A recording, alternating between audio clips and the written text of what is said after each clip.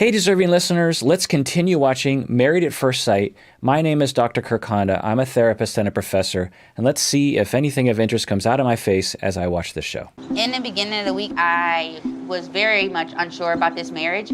I think part of it was Michael, but I think the bigger part was me just getting over my own BS and just deciding to put my best foot forward. So I don't know what BS she's referring to, but I assume it has something to do with her taking ownership of her own feelings, her own fears or something.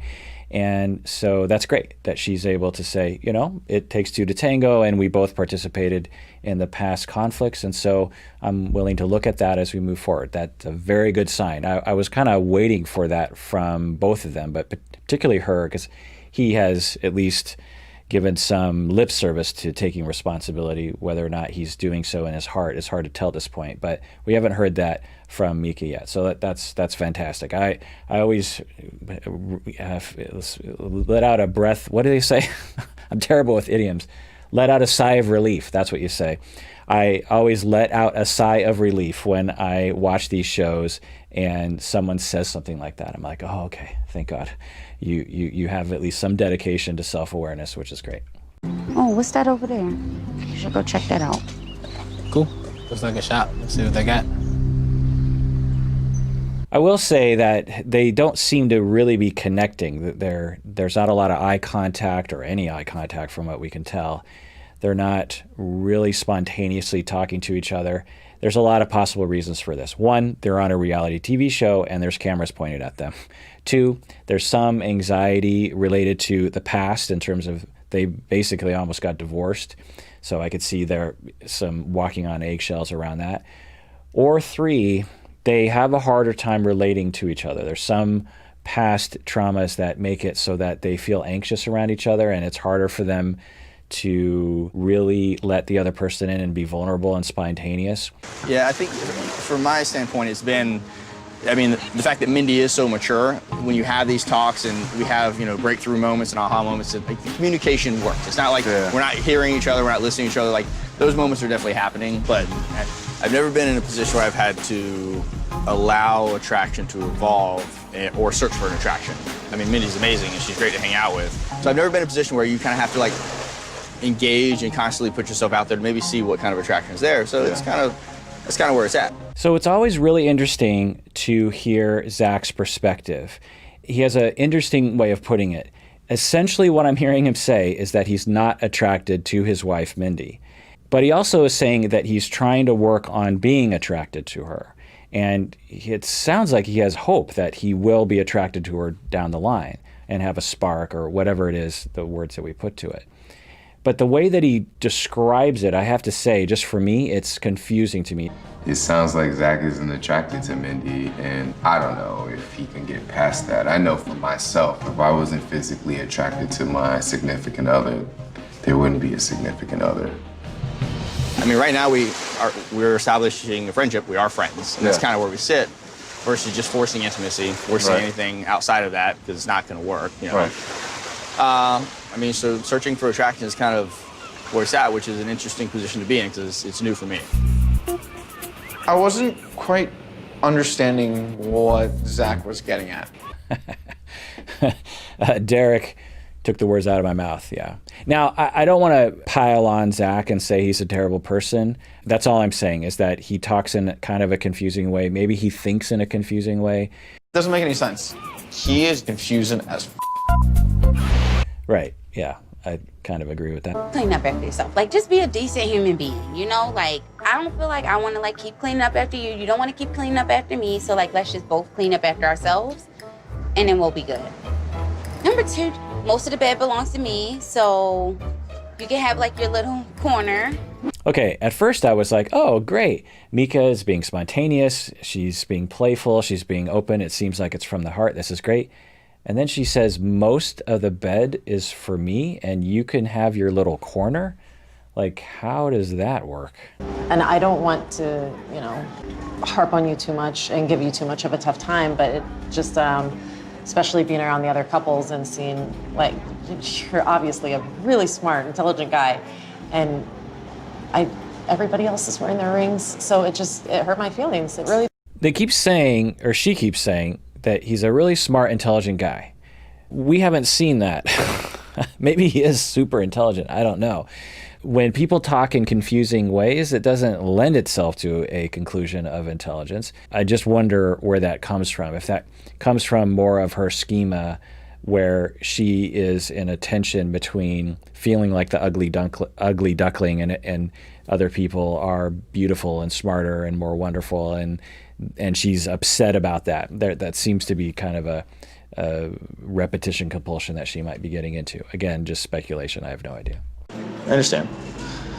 Yeah, I can't make excuses for it. I really can't speak to it. I just genuinely forget to put on jewelry, and What? That's your response to that? Your wife has just said, I notice you're not wearing your wedding ring, and I just wanted to know what's going on there. And then he's, oh, I don't know, I just forget to put on jewelry. What? For me, from an optimism standpoint, I think we can, as much as we've hung out and as much time as we've had in Panama, it feels like it would be easier in building attraction when we're back in DC. And what I look for in building attraction is when I leave and I'm not around you, do I miss you? Do I want to see? Do I get excited about seeing you? Okay, that I can see. That I could absolutely see. If you're not very used to being with someone 24/7 and all of a sudden, boom, you're just with someone, it does help sometimes to have some separation. This is why dating often facilitates that. It's like you see each other on Friday night, you don't see each other for a few days, you see each other Tuesday afternoon, and it helps to, you miss the person, and when you see them, you're, oh, I'm so glad I see you, and that can help. It's not always the case for everyone. There's certainly people who instantly become involved in each other's 24/7, and forevermore they're happy. But that's interesting. I could see that. Maybe he is a smart guy. That's an important one for me because it's a good feeling to have, and it is reassuring when you get that feeling of like, I can't wait to see her. So that'll be a test there.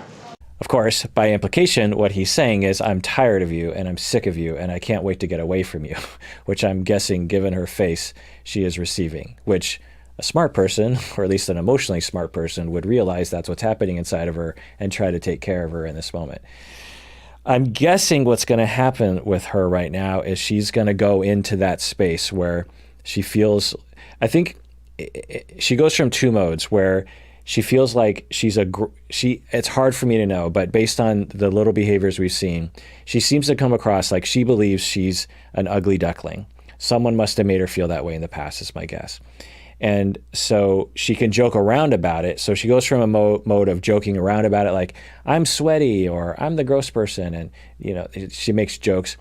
But then when she's really pushed to really feel like she's the ugly duckling, then she gets very hurt and she gets angry and she starts to lash out. Now, he basically said, I'm not wearing my wedding ring because I forget, and I can't wait to get away from you because maybe I'll be attracted to you if we don't see each other for a while. There is some rationality to that, by the way. If you're either attracted to someone or you're not. I mean, it's just the way that it is.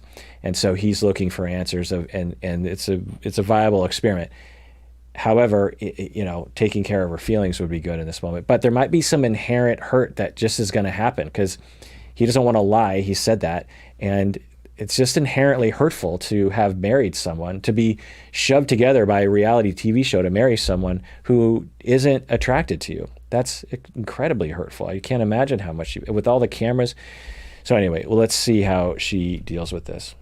Tonight did not exactly go as planned.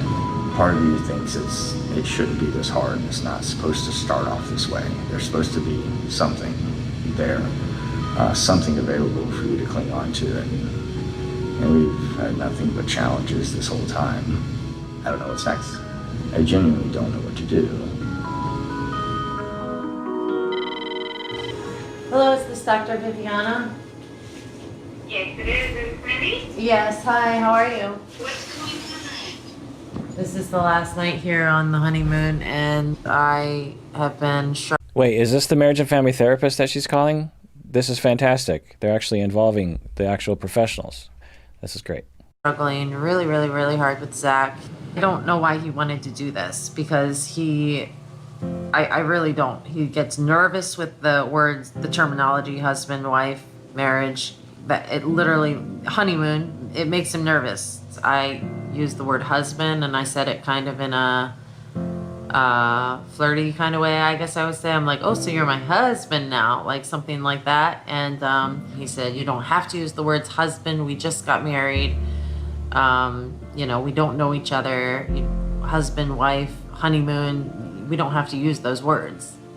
It could be that he's going through a realization of how real and long-term the expectations. They're editing this, so who knows? But if I were the doctor, I would empathize with her right now and just be like, oh my God, that must be really hard for you. And just spend that time empathizing and helping her out. And I would not speculate about what he's thinking because she, I assume, can actually call him like they did with Meka and Michael and actually get it from him. It's like, so this is what I'm hearing. What's going on with you? Tell me what's going on. I believe there may be that side, but I don't think that he has In his own way. that he wants to show that side to me. I think he sees problems with me that he does not like. So that's interesting that her perspective is he sees problems in me that he doesn't like, rather than what he has been saying. And we don't have knowledge of everything he said to her, but at least what they've shown to us on this TV show is what he said is there's no spark for him. And that's a completely different statement, right? You could see that in fact, I think he said that he has he's seen a lot of good things in her, that he just doesn't have that spark. So it's interesting that she interprets it that way. That gives an insight into the schema that she has about who she is and about messages from other people. Again, I feel terrible for her. I'm guessing this happens a lot on this show, right? They've been doing 10 seasons. This has got to happen occasionally where where two people are matched up and one person is attracted to the other person. The other person's like, nope, I don't have any spark with this person. So this is a rough position to be put in. I can't pinpoint them because he hasn't attraction. He said there's no attraction. Do you think that that's the most important thing to him? Like, do you think that that's the deterrent for him, is that he doesn't feel attraction at this point? Again, talk to him. The Reverend talked to both people. I wouldn't ask her to speculate. I would love to have this marriage and family therapist talk to Zach because I would love to hear his responses to her questions. 100%. Okay, so that is what you think is guiding his behavior, is that he's not feeling attracted towards you? Because, I don't know, his behavior almost seems like he's scared. Attraction is not why we match people. We match couples for their core values that will last for a lifetime.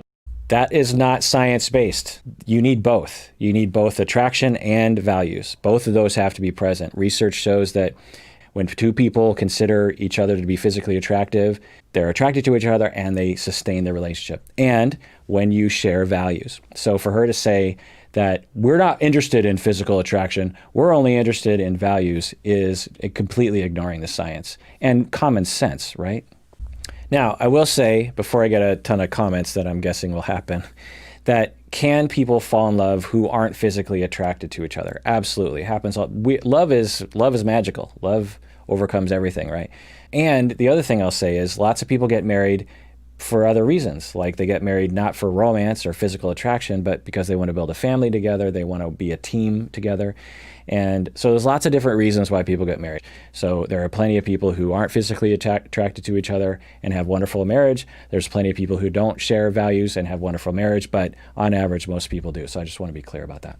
And the fact that Zach doesn't seem to be exploring these deeper values at this time is a real problem. When Zach comes back from the honeymoon, we can help him to begin to explore the marriage on a deeper level. But Zach and Mindy will only have a shot at forming a connection if they are both willing to give it their all. If this is about him not initially attracted to you for whatever reasons, all of that is something that we have seen and I have seen in my own practice are things that we can work through. Okay, good. Something tells me that being back at home might help him to see the situation differently. We know that attraction. So we see Mindy almost nodding off in what I'm guessing could be termed as a therapy session. With the Reverend, he had a very brief conversation with each person. He listened to them. He inspired them. He got to the core of the matter very quickly. In this situation, I don't see that happening. Grow from different places and not just have it be something that is instantaneous and physical. But that's what this is all about, and it is a process. I do not want your stranger spouse to change who you think you are. I'm hacking on the therapist. It's unfair.